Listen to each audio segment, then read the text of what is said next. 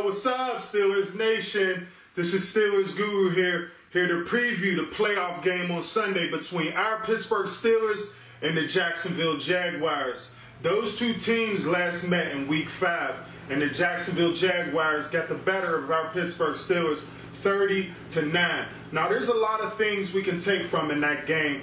For one, Leonard Fournette, he rushed for 180 yards against our defense. He basically had his way against our defense. He had an 80-yard touchdown run in the fourth quarter to seal the game, and we got a key on him in this game. Stopping him, we have to do a very good job of stopping him. But I'll get to their offense shortly. I want to start off this show by talking about our offense because we're coming into this game clicking on all cylinders. Now, I hated to see Antonio Brown go down against the Patriots, but that was a blessing in disguise because what it did was it allowed Ben to develop more confidence in Juju Smith-Schuster, Eli Rogers, and Martavis Bryant. Now, after playing the last couple of games without Antonio Brown, that allowed those guys to continue to grow, and like I said, Ben to continue to have confidence in those guys that they can get the job done and catch the ball when called upon. Now, Juju, he's continuing to grow as rookie. He's no rookie wall for him. His last game against the Cleveland Browns, he had over 150 yards and a 100-yard kickoff return. So he's reaching his peak at this point in the season. He needs to be in there for the majority of the snaps as the number 2 receiver. I don't want to see Martavis Bryant in there when they go to 2 receiver sets. It needs to be all Juju because he has the hot hand right now and he can alleviate a lot of pressure that's going to be put on Antonio Brown. Because the Jaguars defense is going to be keying on him. Their 2 best they're all-pro cornerbacks, A.J. Bouye and Jalen Ramsey. They won Antonio Brown. Listen to this clip right here. Playing against somebody like Pittsburgh, do you and Jalen say, okay, you know what, I got AB, you deal with him, let's go do this? You know, they know both of us want them, so sometimes they try to figure out a way just to maybe where we go. Oh, you can't just slide by that. Say that again. They know both of us want it. See, that's a game right there, man. Hey, that's the dog in us, man. I mean, the best always want to go up against the so-called best in the league. AB, Now, Le'Veon Bell, he needs to have over 25 carries in this game because if you remember last year when we played the Kansas City Chiefs and the Miami Dolphins in the playoffs last year, Le'Veon Bell got over 25 carries, and that's a recipe for success, especially if we have inclement weather, which is going to be in the 20s, and we might get snow. Our running game is going to play a pivotal factor in this game. Now, we do get a key component that's playing in this game that we didn't have in the last game. If you can remember, Marcus Gilbert didn't play in the first game against the Jacksonville Jaguars. We'll have him back. Chris Hubbard played in his absence and contributed to a key sack right here. Watch this. So he won't be playing in that game. And also, if you remember the first interception that Ben Roethlisberger threw, it was because James Conner missed the block and he had to get rid of the ball quickly, ended up throwing a pick. Like this highlight right here, watch. Now James Conner won't be playing in this game, so we don't have to worry about him picking up any blitzes. Now, Vance McDonald and Jesse James has to continue to catch balls thrown this way and take advantage of any and every opportunity that they get.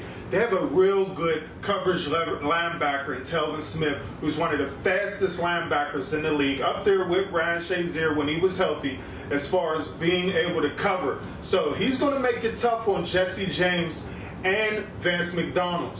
Quite frankly, in the first game, Ben Roethlisberger tried to get the ball to Antonio Brown entirely too much. If you remember, this was the game after the Baltimore game where Antonio Brown pouted because he wasn't getting the ball. And I think, and when they played the Jacksonville Jaguars after that game, Ben tried to make it a point a little too much to get Antonio Brown the ball. As you can see here, these 2 interceptions are a direct result of Ben focusing on to Antonio Brown too much.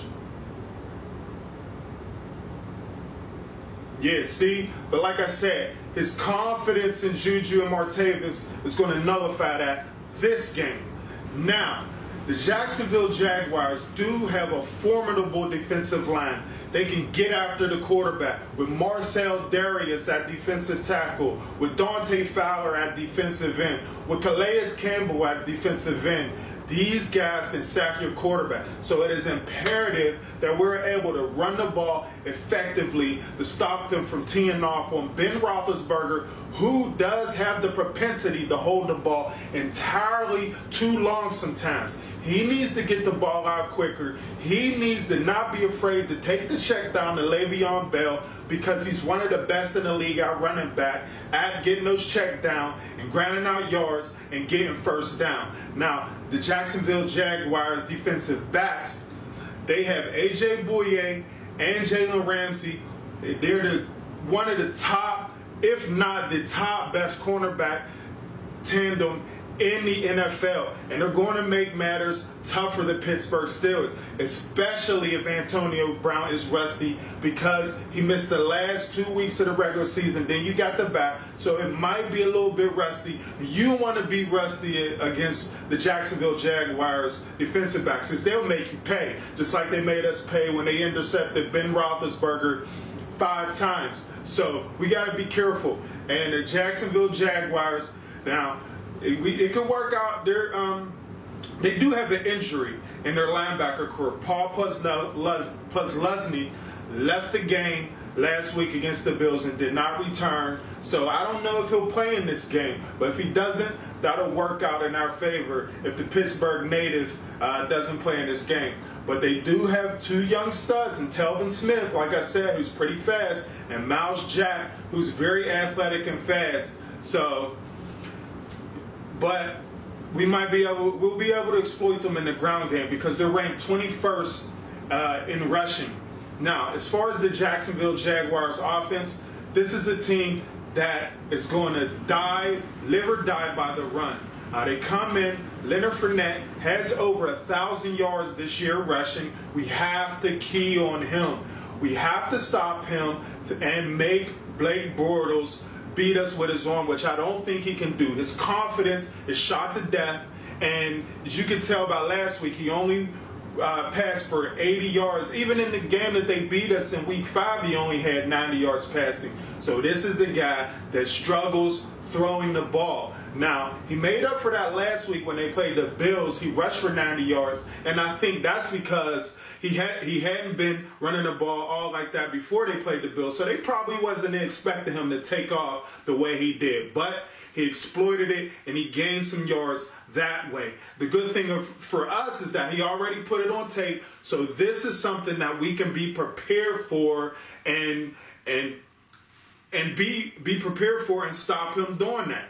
Now, in the first game, even Juju caught some passes against that defense, so his confidence has to be up there that he can catch passes against this formidable secondary. Now, special teams, I expect Juju to be back there returning kickoffs. He had his best game returning kickoffs when we played Cleveland, when he went 100 yards for that kickoff return. So hopefully, if we're struggling on offense, Juju can give us a spark in the return game. Now, as far as when the Steelers go to 3 wide receiver sets, I just want to see Antonio and Juju, because I don't want to see Martavis. I want to see Juju. He has the hot hand right now. We got to keep riding the hot hand. Now, he can, when they go to 3 wide receiver sets, he can alternate in with Eli Rogers, but they should share that role 50-50, because I like the things that both of them can do. Eli working out of the slot with his quickness, and Martavis getting down the field with his speed. So, we should win this game. Hopefully we win this game. I'm predicting the score of 31-17. I think we'll jump out on Jacksonville early. Ben's fresh, Le'Veon's fresh, and we'll jump out on them early and force Blake Bortles to the air where, like I said, he's struggling. So Steeler Nation, this is Steelers Guru signing off. This is my Steelers versus Jacksonville playoff preview. You guys enjoy the game. See you next time.